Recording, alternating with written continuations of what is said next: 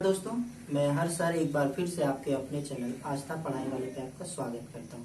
मित्रों, हम पढ़ रहे हैं कक्षा 10 के मैथ में प्रश्नावली नंबर 3.1, जिसमें हमने पहला वीडियो बना दिया है, लेकिन अभी कुछ सवाल प्रश्नावली 3.1 के बचे हैं, जिसमें से आज हम पढ़ेंगे 3.1 प्रश्नावली का दूसरा सवाल। देखते हैं दूसरा सवाल क्या है। इसमें दूसरा सवाल है कि क्रिकेट टीम के एक कोच ने 3900 रुपए में 3 बल्ला तथा 6 गेंदें खरीदी। बाद में उसने एक बल्ला तथा उसी प्रकार की 2 गेंदें 1300 रुपए में खरीदी। इस स्थिति को बीजगणितीय तथा ज्यामितीय रूप में व्यक्त कीजिए।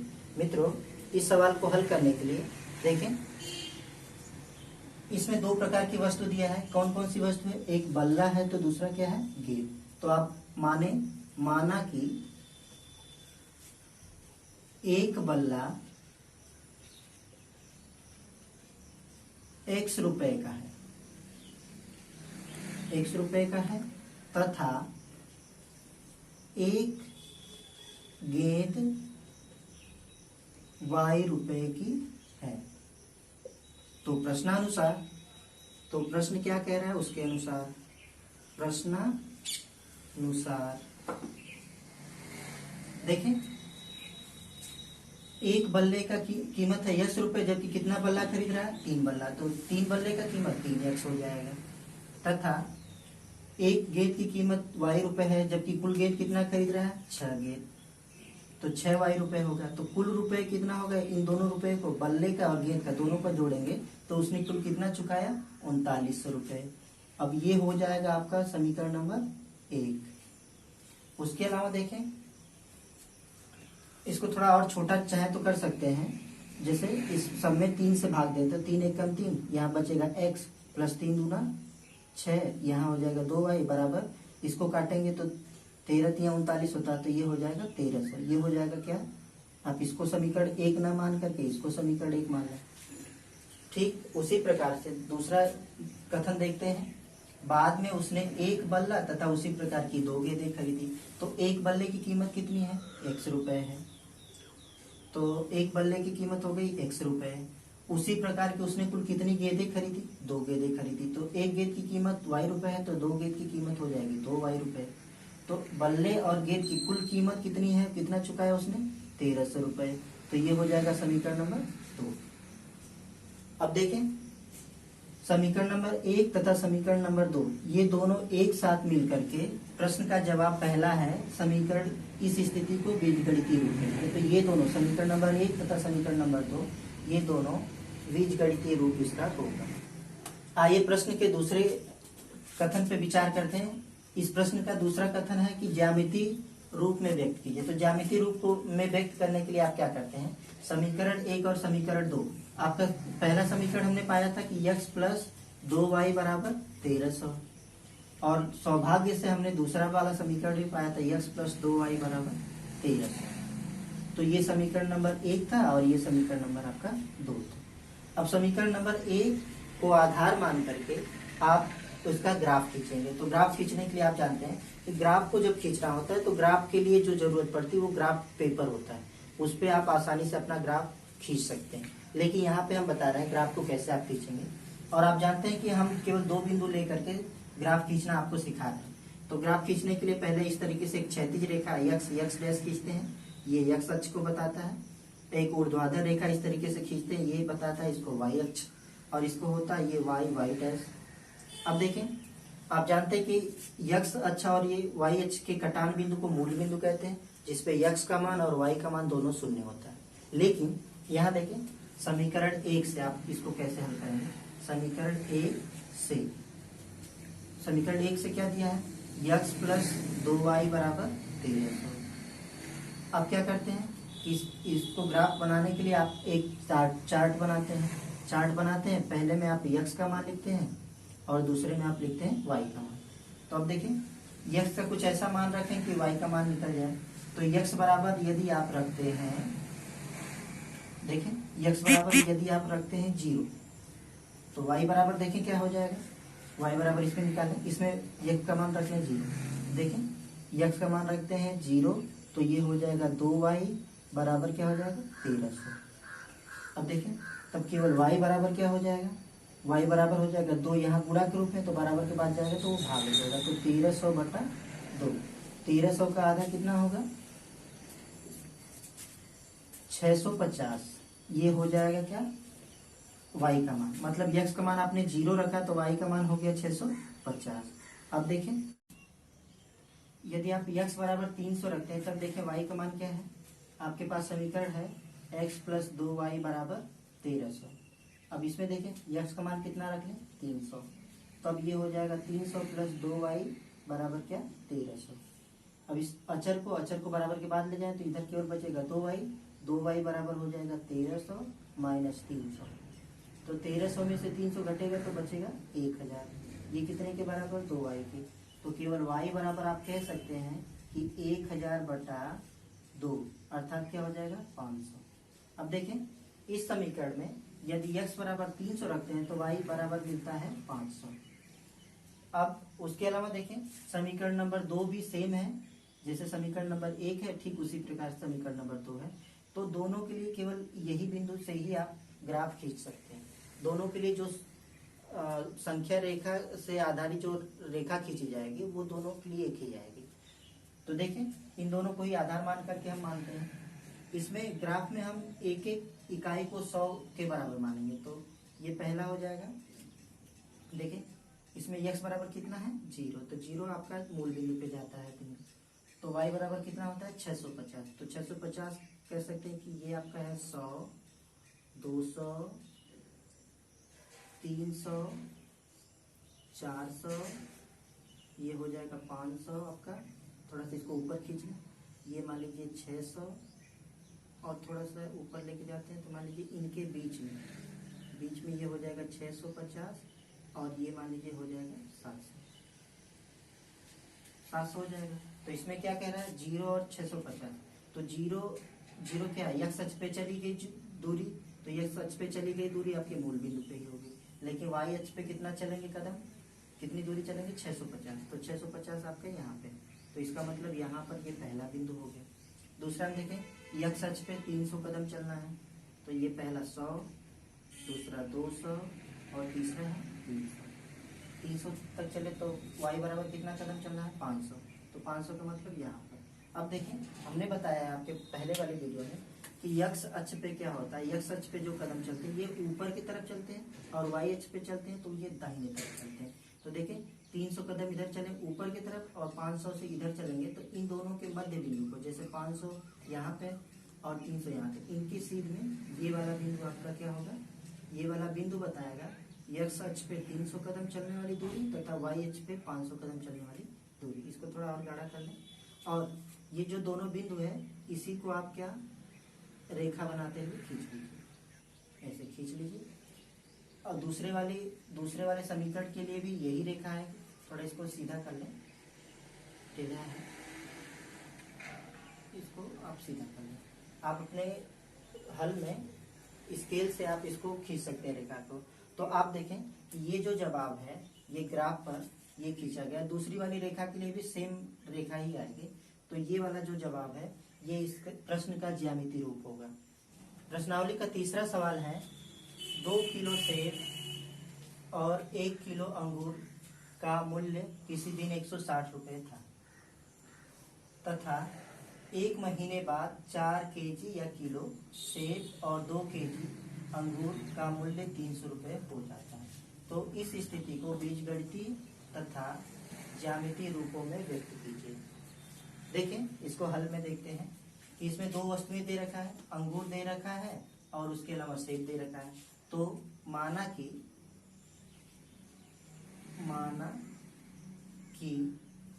1 केजी सेब का मूल्य x रुपए है तथा 1 केजी अंगूर का मूल्य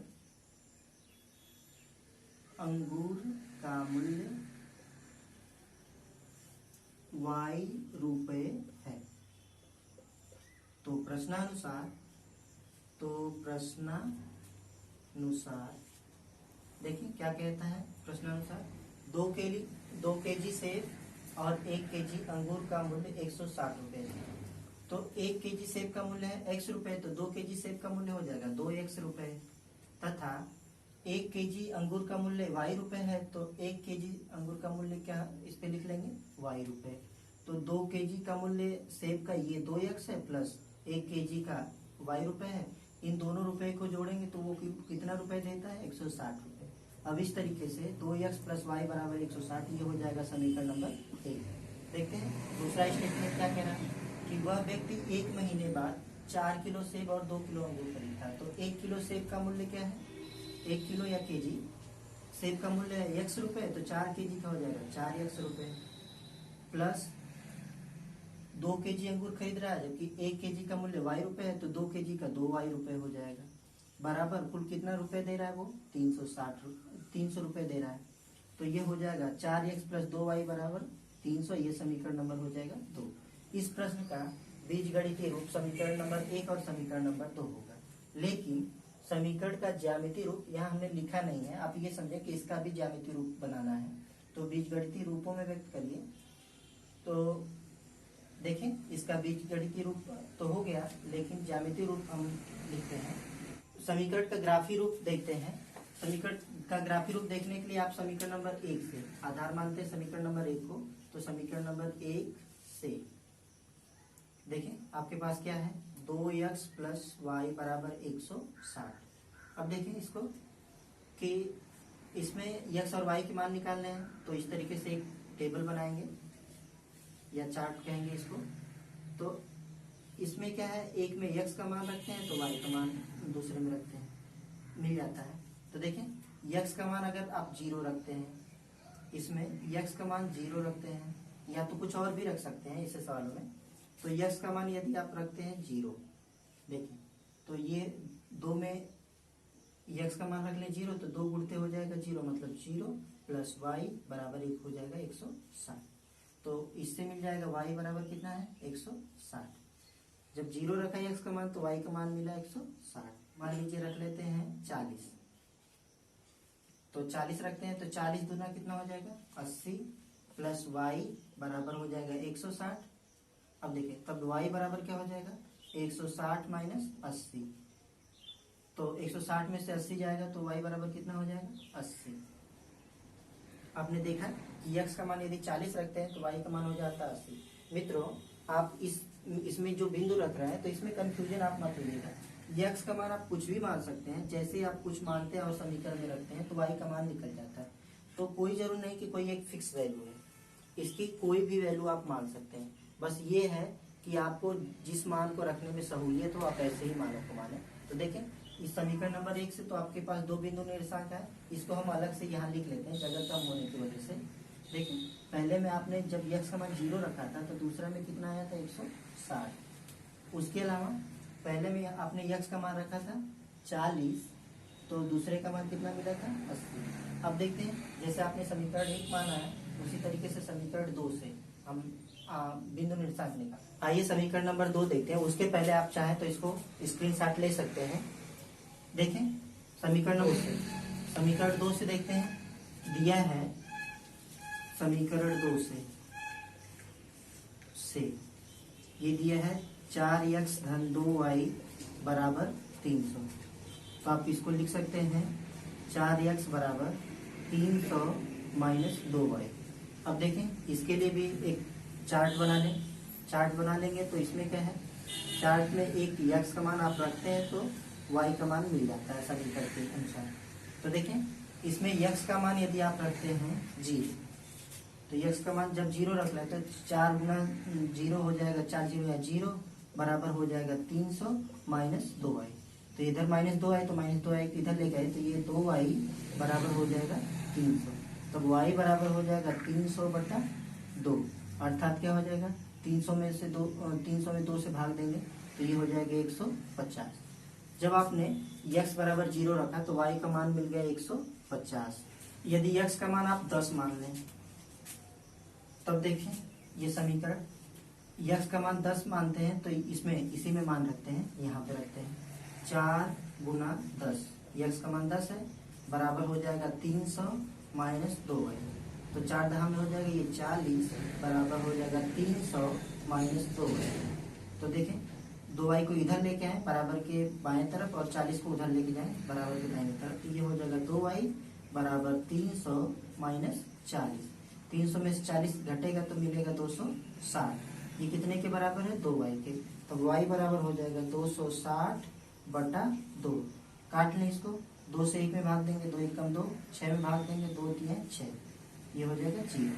जब आप x बराबर रखते हैं 10 तो y बराबर आता है 130। इस तरीके से आपके पास ये इसके भी 2 बिंदु निर्देशांक मिल गए और पहले में आपने पाया है ये वाला बिंदु निर्देशांक, तो इसको भी आप यहाँ अलग से लिख लें। x का मान आपने जब 0 रखा तो मिला था कितना बिंदु निर्देशांक? 150, तथा x का मान जब 10 रखा था तो इसका मान आया 130, समीकरण नंबर 2 से। अब इन दोनों बिंदु निर्देशांकों को ले करके आप ग्राफ खींचेंगे। आपके पास 4 बिंदु निर्देशांक हैं, इनको आधार मान करके आप ग्राफ खींचें। तो देखें ग्राफ खींचने के लिए क्या होता है, एक क्षैतिज रेखा होती है जिसे x अक्ष कहते हैं, एक ऊर्ध्वाधर रेखा होती है जिसे आप y अक्ष कहते हैं। इसको थोड़ा सीधा खींच लें, ये हो गया y अक्ष। अब देखिए इसमें देखिए मान काफी बड़े बड़े हैं और जगह कम है, इसलिए इसमें एक इकाई को 20 मानते हैं। मतलब एक इकाई ऐसे लिख सकते हैं आप इसको अलग से दिखा करके, एक इकाई बराबर कितना की? 20 के। तो चले देखें, एक इकाई बराबर 20 के है, तो यहाँ पे आप मान सकते हैं 20, 40, 60, 80, 120, 140, 160 और एक स्टेप और आगे लिखें 180। ये इस y अक्ष पे हो गया। उसी तरीके से इस पे भी लिख लें 20, 40, 60, 80, 100। यहाँ देखें 80 के बाद 100, ये थोड़ी सी त्रुटि हो गई है, 100, ये हो जाएगा 120, 140 और ये हो जाएगा 160। यहाँ देखें इतने पे ही हम लगाते हैं सवाल को। देखें जब x का मान आप 0 मानते हैं तो y कितना कदम होना चाहिए? 160। तो 160 आपको दिखाई दे रहा है, y यहाँ पे है, जबकि यहाँ पे क्या है? मूल बिंदु है। तो मूल बिंदु x अक्ष पे चली गई दूरी 0 है, तो y अक्ष पे कितना चलना चाहिए? 160 कदम। तो 160 कदम आपका यहाँ पर आएगा। तो ये पहला बिंदु हो गया। लेकिन दूसरे से देखते हैं x पे कितना कदम चलना है? 40। तो 40 कहाँ पे? यहाँ पर है। तो y कितना कदम चलना होगा? 80 कदम चलना होगा। तो यहाँ देखें इस पे 80 क्या है? 20, 40, 60 और 80। आपको हमने बताया कि x अक्ष की जो दूरी होती है ऊपर की तरफ चलते हैं, तो y अक्ष की दूरी उसके दाहिने तरफ चले, पहले चतुर्थांश के लिए। अब देखें जब x अक्ष के लिए आपने 40 कदम चला तो y अक्ष के लिए आप 80 कदम चलेंगे। तो इसी के सीध में इससे और इसके 80 और 40 के लिए ये जो प्रथम चतुर्थांश में बिंदु होगा यहाँ पर आएगा। आप देखें ये पहला बिंदु है और ये दूसरा बिंदु, इन दोनों बिंदुओं को क्या करें आप? मिला लें इस तरीके से। तो ये तो पहली रेखा होगी। उसी तरीके से आप दूसरे बिंदुओं को लेकर के रेखा खींचें। देखिए दूसरे बिंदु के लिए क्या है? आप x बराबर कितना मान लें? 0। तो y बराबर क्या हो जाएगा? 150। 150 किसके बीच में आएगा? 40 और 60 के बीच में। 140 और 160 के बीच में मान लीजिए यहाँ पर ये बिंदु आ गया पहला। तथा दूसरे के लिए देखें x बराबर कितना है? 10 कदम आपको चलना है, तो दूसरा y पे अक्ष पे कितना चलेंगे? 130। तो 10 कदम का मतलब क्या? ये 0, आप ये कह सकते हैं ये 0 है, तो 0 और 20 के बीच में 10 आएगा, तो मान लीजिए यहाँ पर है ये बिंदु। तो y अक्ष पे कितना चलेंगे? 130। 130 का मतलब क्या? ये 120 है और 140, इनके बीच में मान लीजिए यहाँ पर ये बिंदु आएगा। तो 10 कदम देखें इसके और 130, आप इसको 130 कह सकते हैं, यहाँ पर 130 है। तो इनके सीध में आपका कौन सा बिंदु आएगा? यहाँ पर आएगा ये बिंदु। अब इसको क्या कर लें? इसको भी आप इस तरीके से एक रेखा खींच लें इस तरीके से। तो इस तरीके से ये जो दो रेखाएं हैं चतुर्थांशों के बीच में, इन्हीं को आप कहते हैं इस समीकरण का ग्राफी रूप। मित्रों मुझे यकीन है कि आपको ये वीडियो पसंद आएगा और इसमें कुछ और पॉइंट्स है, जैसे कि आप ग्राफ कैसे खींचते हैं, बिंदु निर्देशांक क्या होते हैं, इस तरीके से छोटी छोटी बातों को यदि आपको जानना है तो उसके लिए हम एक और वीडियो बना देंगे। यदि आपको जानना है तो आप कमेंट सेक्शन में अपना कमेंट डालें, क्योंकि अगर आपको ये प्रश्नावली आपको समझनी है तो आपको ग्राफी निरूपण करने या ग्राफ को अच्छी तरीके से व्यक्त करने आना चाहिए। धन्यवाद।